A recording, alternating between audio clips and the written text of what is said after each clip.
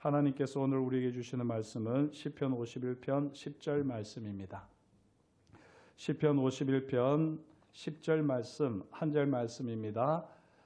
저와 여러분들이 한 목소리로 봉독하도록 하겠습니다. 시편 51편 10절 말씀 함께 봉독합니다. 하나님이여, 내 속에 정한 마음을 창조하시고 내 안에 정직한 영을 새롭게 하소서. 아멘. 오늘 이 말씀으로 함께 은혜를 나누기를 원합니다. 특별히 이제 2024년을 열어가면서요, 신년 특별 새벽 기도회로 삼겹줄 기도회를 시작하게 되었습니다. 이 삼겹줄 기도회를 통해서 우리가 함께 기도 동력자들과 이 2024년을 기쁨으로 열어가려고 하는데, 특별히 이 시간에는 여기도 나와 있지만 정서적으로 건강한 제자라고 하는 책, 피터 스카지로 목사님이 쓰신 책을 중심으로 해서 함께 은혜를 나누려고 합니다. 이 책에는 그런데 사실 오늘 말씀처럼 이렇게 말씀이 소개되어 있지는 않습니다. 물론 간간히 내용 중에는 말씀이 있습니다만 핵심되는 주제 말씀이 따로 있지는 않아서요, 제가 말씀 중에서 특별히 오늘은 이걸 약속의 말씀으로 부여잡고 함께 기도했으면 좋겠다 싶은 말씀을 먼저 여러분에게 소개를 해드렸습니다. 그러나 이 함께 나누는 내용은 책의 내용이 되겠습니다. 가능하시면 피터 스가지로 목사님의 정서적으로 건강한 제자라고 하는 책을 구입하셔서 읽으시면서 또 이 새벽에 한 번 더 복습도 하시고 정리도 하시면 훨씬 더 은혜가 될 줄 믿습니다.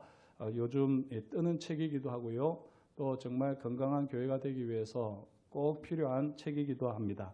오늘은 그 첫 시간으로서 이 정서적으로 건강한 제자라고 하는 책의 머리말, 서론 부분, 프롤로그를 이제 함께 나누도록 하겠습니다.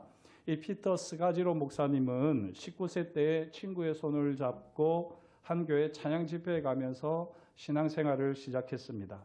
처음부터 열정적으로 신앙생활을 하던 그는요, 하루에 두세 시간씩 성경을 읽고 일주일에 3번, 4번씩 성경 공부에 참석할 정도로 아주 열정적으로 하나님을 믿기 시작했습니다.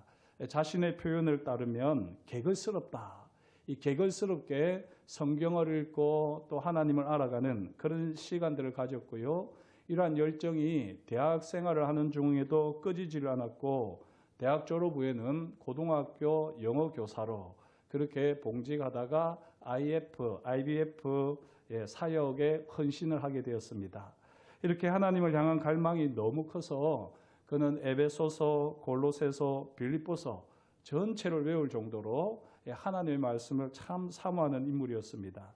그리고요, 또 그가 신앙을 더 건강하게 바르게 가지기 위해서 미국의 유명한 신학교 2곳, 프린스턴 신학교와 고든 코넬 신학교를 2군데나 다닐 정도였습니다.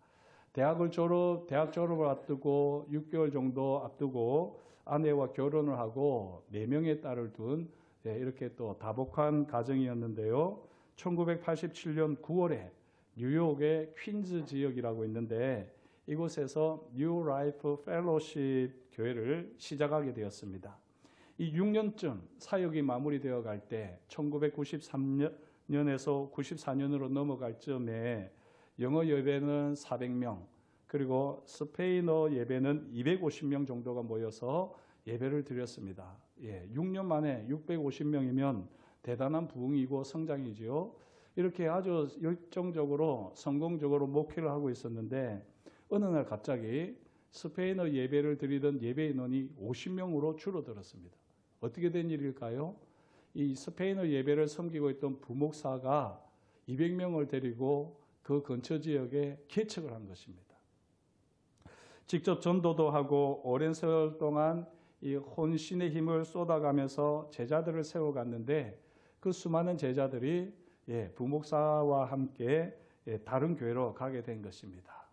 그리고는 심지어는 사울의 때를 지나 다윗에게로 이런 슬로건을 내걸고는 피터 스가지로 목사님은 사울이고 새로운 이제 개척하는 목사님이 다윗이다라고 이렇게 여길 정도로 아주 분위기를 조성하면서 개척 이 수많은 사람들이 한꺼번에 빠져나갔습니다. 이 피터 스가지로 목사님은 겉으로는 풀이 죽어 있는 남은 교인들을 격려하기 위해서 애를 썼습니다. 우리의 죄까지도 선하게 사용하여 하나님의 나라를 넓힐 신이 놀랍지 않습니까? 교회가 둘로 늘어났으니 손해가 아니라 오히려 이익이지 않습니까? 이제 더 많은 사람이 예수님을 영접할 수 있게 되었어요. 누구든 새 교회로 가고 싶다면 얼마든지 가셔도 좋습니다 라고 하면서 메시지를 전하고 아무 문제가 없는 것처럼 그렇게 항상 여유 있게 웃으며 말을 했습니다. 하지만 거짓말이었던 것이죠. 예수님 흉내를 낼 뿐 속은 시커멓게 타들어갔던 것입니다. 속으로는 깊은 상처가 남고요. 분노가 치밀어 올랐습니다. 그리고 이런 감정은 점점 미움으로 발전했고 이 마음속에 용서의 자리는 없었습니다. 그런 가운데에 목회가 제대로 되었을까요? 제대로 되지가 않습니다. 목회가 점점 힘이 들어지기 시작하고 결국에는 이런 고백을 하기에 이릅니다. 목사가 되기로 한 것은 내 인생의 최악의 결정이었다. 최악의 결정이었습니다 라고 하면서 하나님 앞에 자신의 심정을 토로하는 기도를 하게 됩니다. 이 사태의 심각성을 옆에서 지켜보던 친구 목회자가 야, 너 이래 가지고는 안 된다. 상담을 좀 받아야 된다 라고 하면서 상담을 받기 시작했습니다. 영혼의 상태를 찬찬히 들여다보는 것은 두려운 동시에 또한 후련한 경험이기도 했습니다. 사실 자신이 이렇게 목회를 실패하고 있는 것은 도시 목회의 스트레스와 복잡성 때문이지 자신에게는 문제가 없다라고 여겼습니다.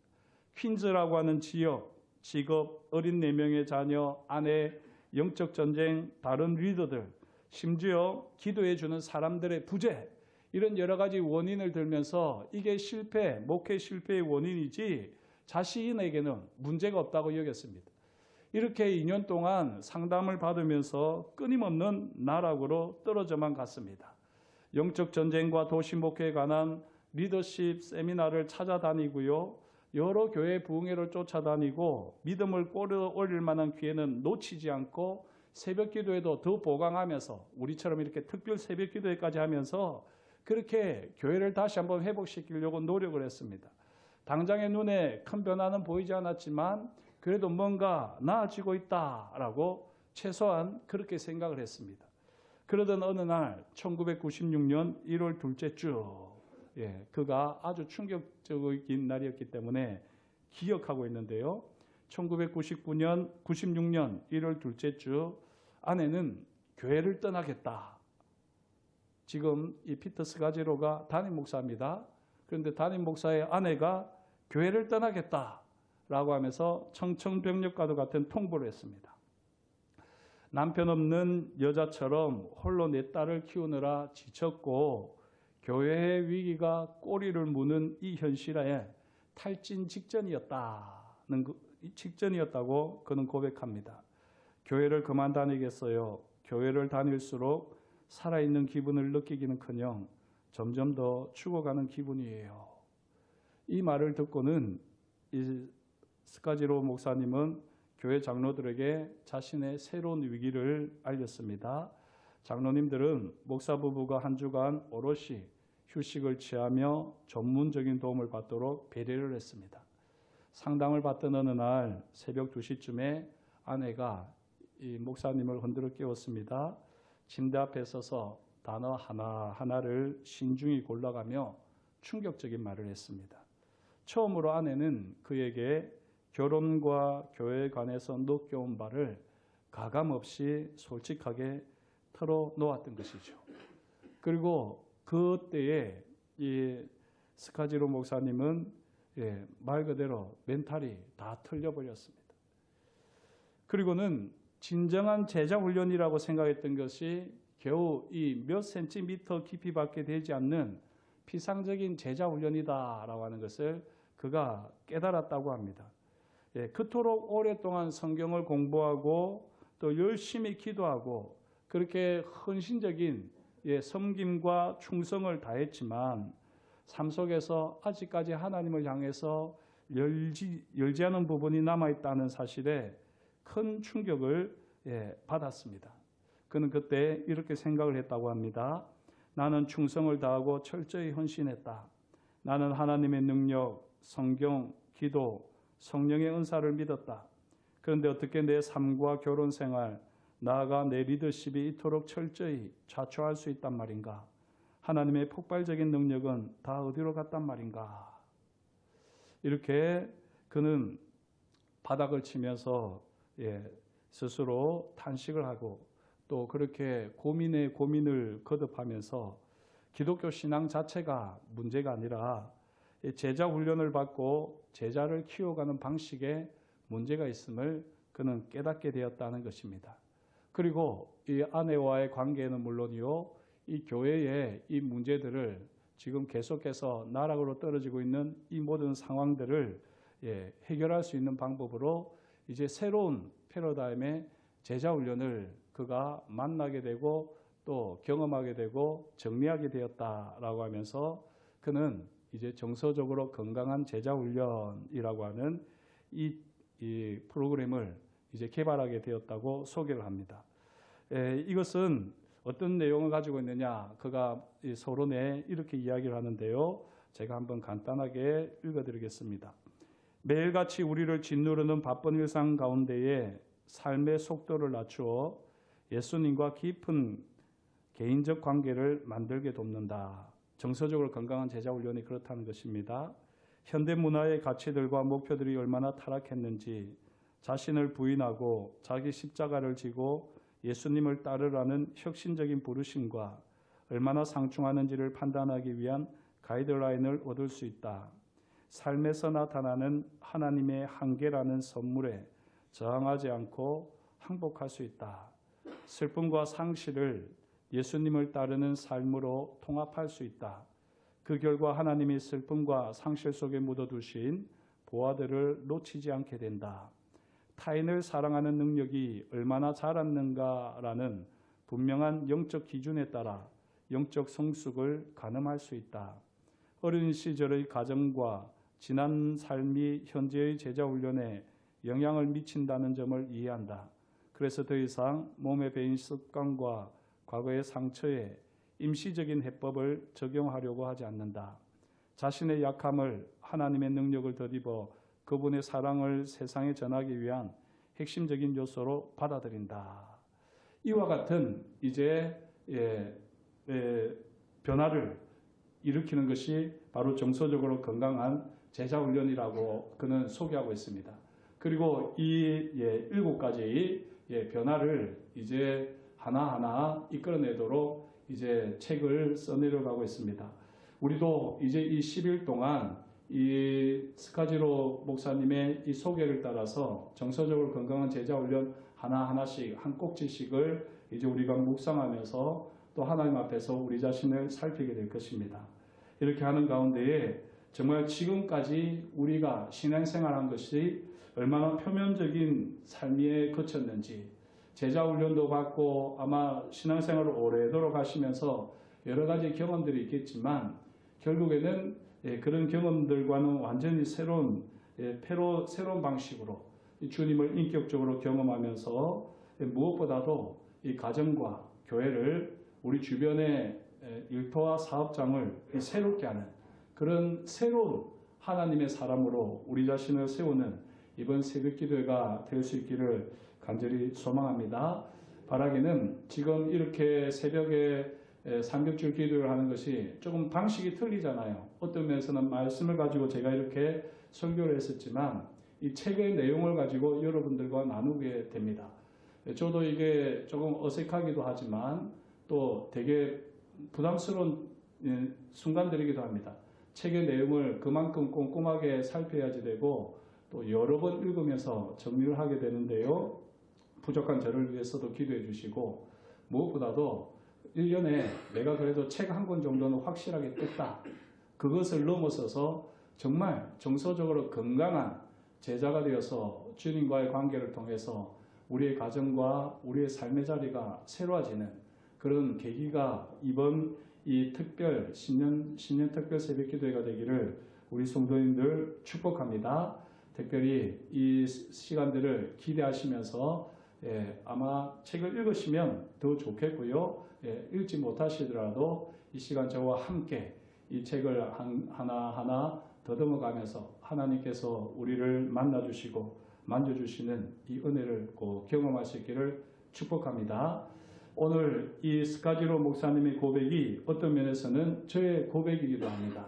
사실 우리 장로님들 중에도 제게 제자훈련을 좀 하시는 것이 좋지 않겠습니까? 그래도 제자훈련을 해야지 교회가 부흥하지 않습니까? 라고 이렇게 제자훈련을 권하기도 했습니다. 그런데 사실 기존에 있는 제자훈련에 대해서는 제가 조금 회의적이었거든요. 왜냐하면 제자훈련으로 인해서 목회자의 사람을 만들기는 해도 정말 주님의 제자를 만드는 그런 건강한 프로그램을 잘 보지를 못했습니다. 제자훈련하는 교회들이 많은 병폐들이 있었기 때문에 제자훈련에 대해서 사실 저는 좀 회의적이었습니다. 그런 가운데에 이 책을 만나게 되었고요. 이 책은 제가 정말 해보고 싶었던 제자훈련, 제가 늘 고민하고 있었던 영성과 문화가 어우러져 있는, 영성과 문화가 녹아서 이 성품을 변화시키는 제자훈련을 정말 제대로 해보고 싶다. 그런 프로그램을 만들고 싶다라고 고민을 하고 기도했었는데 이 책을 보는 순간 내가 바라고 원했던 제자훈련이구나 하는 것을 확실하게 깨닫게 되었습니다. 그래서 우리 교회가 얼마만큼 이 정서적으로 건강한 교회가 되고 정서적으로 건강한 제자로 세워질 수 있을지 잘 모르겠지만 이 목사님도 한 10년 정도는 체질이 바뀌어야지 교회가 달라질 수 있다라고 말을 합니다. 한 사람이 그렇게 쉽게 바뀌지 않잖아요. 우리의 삶의 자리가 얼마나 이 굳은 살로 배어 있는지 그렇게 쉽게 바뀌지는 않을 것입니다. 그러나 우리가 분명한 목적을 가지고 목표를 가지고 이 한 걸음 한 걸음 나아가게 될 때 조금씩 제 자신부터가 바뀌어지고 가정과 교회가 또 우리 지역사회가 바뀌어지는 놀라운 일이 있을 줄 믿습니다. 이 비전을 가지시고 저와 함께 이 정서적으로 건강한 제자, 우리 삶을 한번 돌아보는 이 10일간의 여행이 될 수 있기를 주님의 이름으로 축복합니다. 기도하겠습니다. 하나님 아버지, 주님께서 저희를 사랑하여 주시고 2024년을 정서적으로 건강한 제자라고 하는 책과 함께 열어가게 하시니 감사합니다. 지금까지 주님과의 관계를 맺어왔다고 하지만 너무나도 하나님 아버지 그 관계가 피상적인 관계는 아니었습니까? 헌신하고 충성하지만 너무 쉽게 지치고 쉽게 너무 하나님 아버지 모든 관계들을 내려놓으려고 할 때가 참 많았습니다. 아직까지도 많이 서툴고 하나님 아버지 연약한 저희들입니다. 그러나 이제 주님을 인격적으로 더 깊이 알아가는 가운데에 주님이 친히 우리를 만져주시는 것을 새롭게 경험하기를 원하오니 2024년 우리 인생의 전환점이 될 수 있도록 그렇게 하나님을 향하여 마음을 열게 하시고 주님이 우리를 이끌어 가시고 만져주시는 것을 온전히 경험하는 복된 이 삼겹줄 기도의 시간이 되게 하여 주옵소서. 특별히 하나님 아버지 우리가 이 믿음의 길을 걸어가는 동안 외롭지 않도록 우리 주변에 함께 손잡고 걸어갈 수 있는 귀한 동력자들을 붙여주셔서 감사합니다. 하나님 우리가 함께 손잡고 기도하는 가운데에 하나님 힘을 얻게 하시고 또 주님이 주시는 위로와 기쁨과 능력을 경험하게 하셔서 2024년 하나님이 우리 인생에 어떤 일을 펼쳐나가실지를 하나님 기대하게 되고 소망을 품게 되는 복된 시간 되게 하여 주옵소서. 그렇게 일하실 것을 인하여 감사를 드리오며 예수님의 이름으로 기도드립니다. 아멘.